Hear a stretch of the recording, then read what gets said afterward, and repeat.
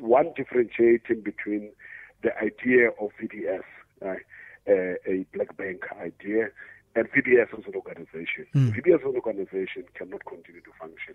That's a reality we must accept, much as we accept the death of a loved one. Not that we're happy to see the loved one pass away, but when a loved one has passed away, you're going to go in and bury them. You can't keep them try to keep them alive, even though the reality suggests that they've actually passed on. Do you believe that perhaps it could have been saved like African Bank was? It's a decision that the regulators could have made, right? I don't know how they arrive at saying African Bank we can save, but VBS we cannot save, right? I would have liked a situation where I hear the side of the regulators to say, you saved African Bank, and you came to the rescue of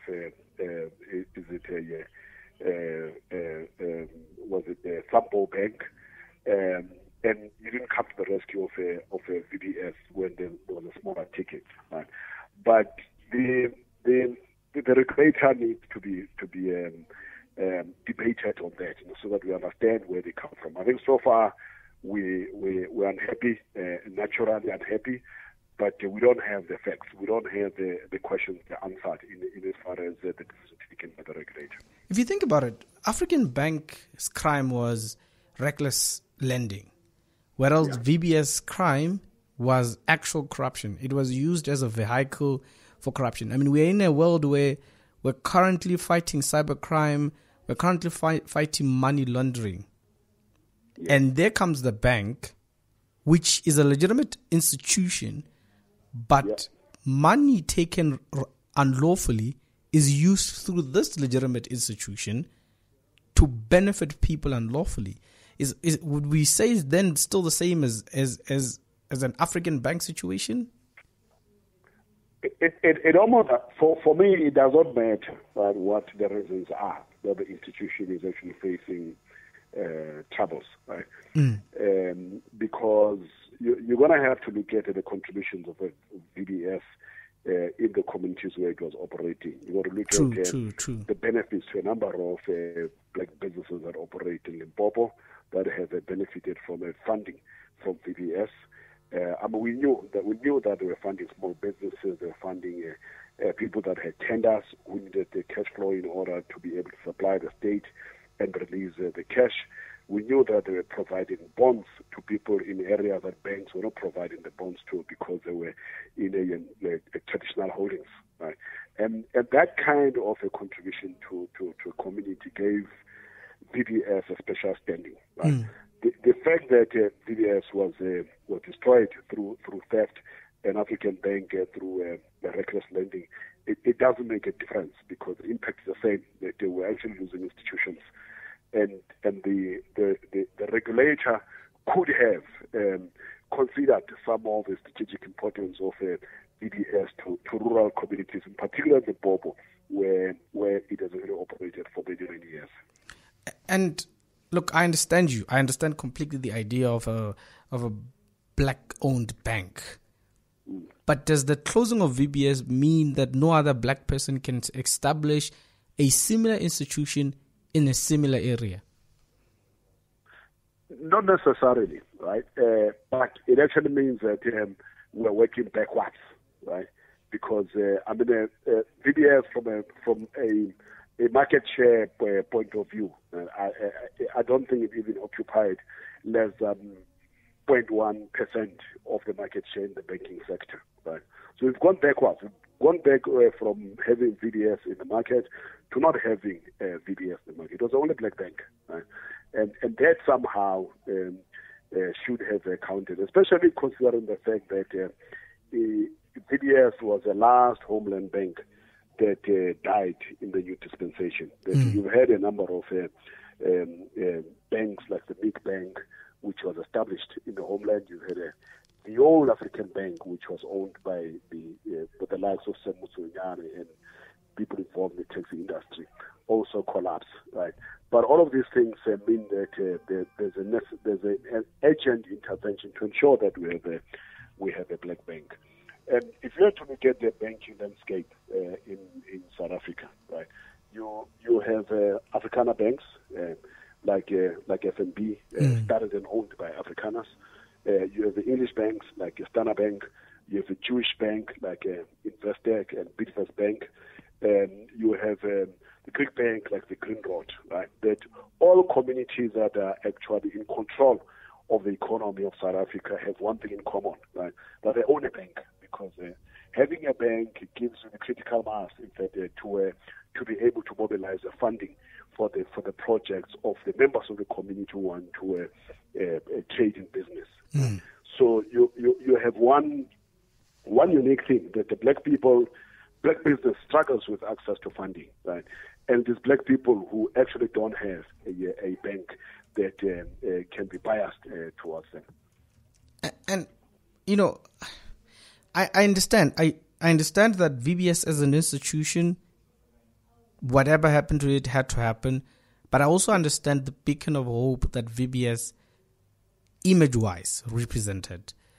In Limpopo, in the Limpopo High Court last week, the application for liquidation was brought by the local government, the local municipality of Mahikeng. Yes. So which tells you that it's not necessarily an agenda, a certain agenda somewhere. Either way, there were other people who were interested in liquidating the bank. True, yeah. But the reality of the matter is that the bank was under curatorship, right? And if the Reserve Bank wanted to oppose liquidation, they could have gone there and opposed the liquidation. They would have given their reasons why they think that the bank must be liquidated. Because remember that the court will not grant you a liquidation unless if the reasons stated for liquidating are being responded to. The mere fact that there's no response, it actually means that this whole thing was a fait accompli, that it was going down the road of liquidation. Because if any person were to try and liquidate an institution, those that the institution functions under their care would oppose the liquidation. But the curator, who is now in charge of the institution, would have concluded that this institution must be liquidated. Otherwise, would have opposed liquidation. It was a very quick liquidation because, in my view, the decision to liquidate has already been made. It would have come anyway, even if that municipality did not institute it. Brother Kandani, thank you so much for giving us your input. I hope we will chat more on other issues. You're welcome. In the country. Indeed, we'll always be available to talk to you. All right, thank you. Cheers. Yes. All right. We're moving quick. That was Brother Kandani Msibi. He's a businessman, and but he also has incredible ideas and reactions. So you can check him on Twitter at Kandani M, and you'll read more about his views. Let's take a short break, and then when we come back, we talk to Botsang Mwila regarding what's happening in our country.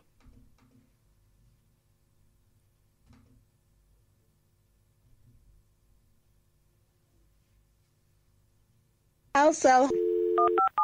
Go botse jwang go dula o tseba gore o ka ya lebenkeleng la gago la go tshepega kudu ge o nyaka dilo ka moka tša technology e ya Alsal Polokwane ka gare ga toropo go bona dilo tša mabono tša go akaretša di-computer, di-printera, di-scannera tša go ntšha moya wa go tonya le wa borutho ke ra di-air conditioning dilwana ka moka tša IT le di-cartridges rekiša le mekgobokgobo ya di-airtime re eteleng ko number 16 Resix Street shop number 2 or le ka re founela go 015-297-8666 re ikgantšha ka theko tša rena.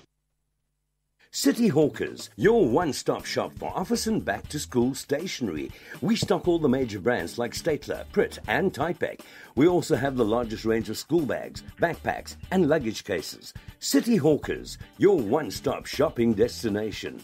Calling all schools. Purchase your bulk stationery from us at the lowest prices in town. We're also now stocking trophies and medals. City Hawkers, 107 Boehm Street, Polokwane.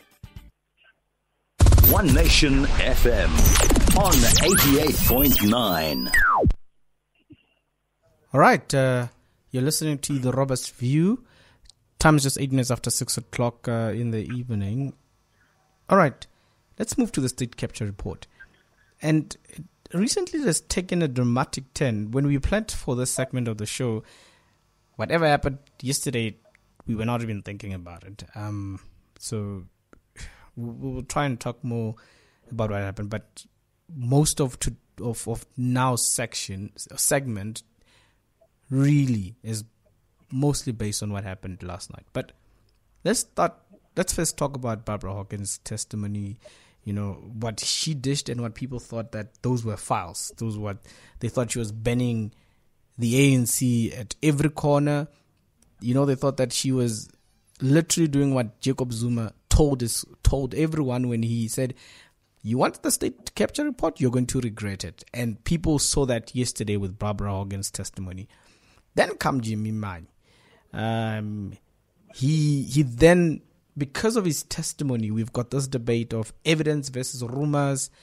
But clearly, we can see that the ANC is really on trial.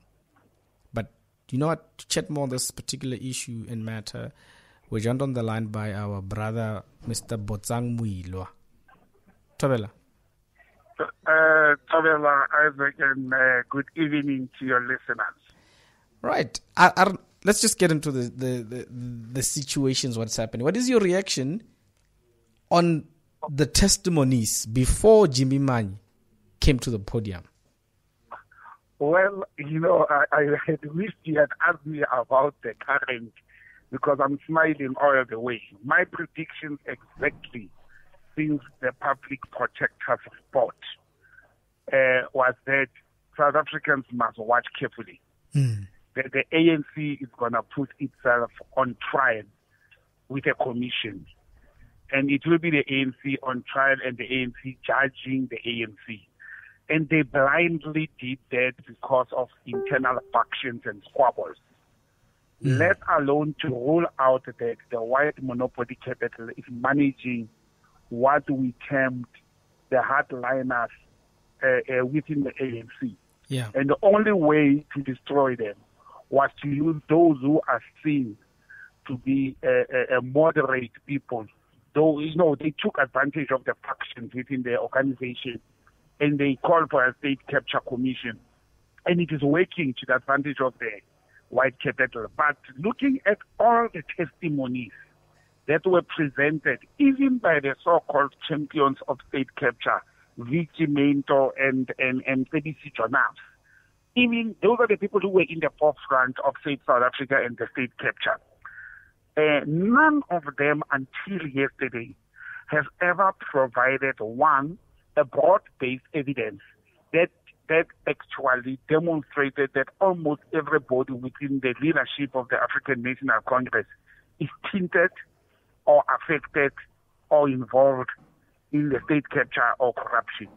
And now that's the first element. The second element is, until yesterday, none of the people who appeared before the commission has ever provided material evidence in a form of a document or record or even corroborated evidence. You know, when you say a statement and then somebody else comes up and corroborates what you have said, all of them said the things that were in the media space, that there was a hearsay, including Fedisi Jonas and Vicky Mento. They kept on saying, I heard from this one, the other one heard from the other one, the other one heard from Travin Kotan. None of them stood up and say, I was there, this is what happened, and this is evidence, or this can be corroborated by such and such a person. Can we then say we must call them back? Sorry? Can we say then we must call them back to come and testify? Well, it is to the prerogative of Judge Zondo to decide to call back. Remember, there are people who had applied, like for example, Duduzane Zuma and the others who had applied to say they want to cross-examine some of these people. So it is the prerogative of the presiding officer, which is Judge Zondo, Deputy Chief Justice, who will sit and decide whether these people should be called back or should come and face cross-examination. And I think at this stage, I may not be a legal expert, but I think at this